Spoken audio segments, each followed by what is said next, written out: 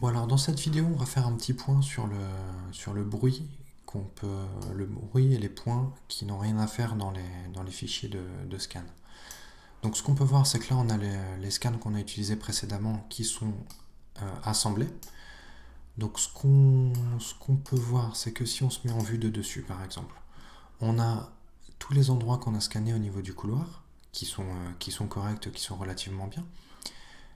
En revanche on a tous ces points là qui ont été pris à travers des fenêtres. Donc ce qu'on peut voir, c'est par exemple, si on affiche en vue 3D le scan 2000. Donc si on regarde ce scan, il a l'air plutôt bien. Si on sort, donc pour se déplacer, on se met au milieu, on clique avec les deux boutons de la molette. Donc on peut se déplacer de cette manière-là. On peut se déplacer au niveau de la vue. Ensuite, si on regarde, tous ces points-là ont été pris en dehors de la vitre.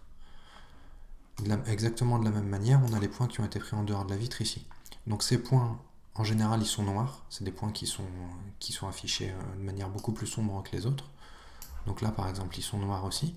Et on a, si on zoome un petit peu, exactement de la même manière, des points qui sont du bruit ici, qui n'ont rien à faire là.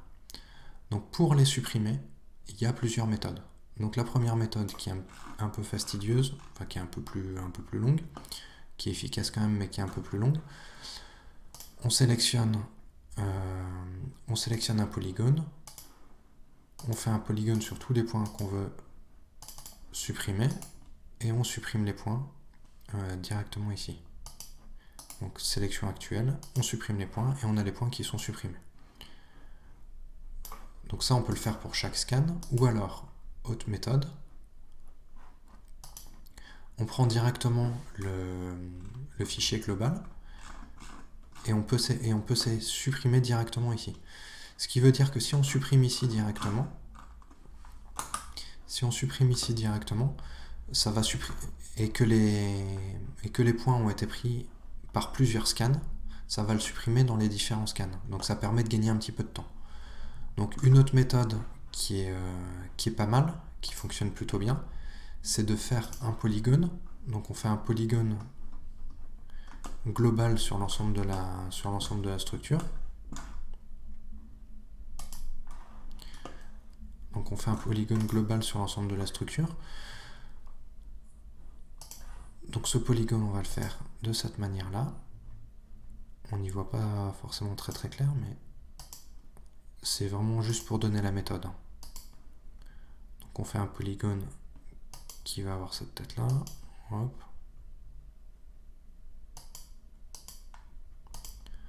On peut le faire de manière beaucoup plus précise derrière.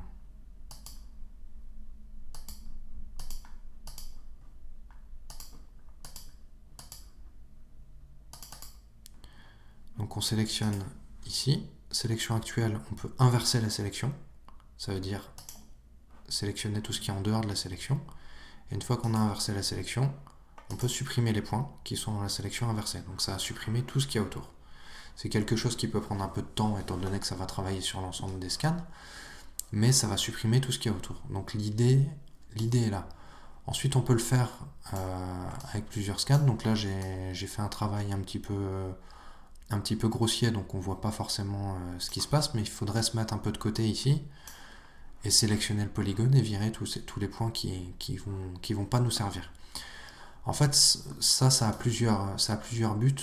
Le premier, c'est d'alléger le nuage de points, parce que tous ces points qui vont pas être présents, ça va nous permettre d'alléger le nuage de points, et ça va être quelque chose qui va être beaucoup plus joli. Donc si vous donnez ce nuage de points à un client, c'est quand même mieux qu'il n'y ait pas de points faux et qu'il soit à l'extérieur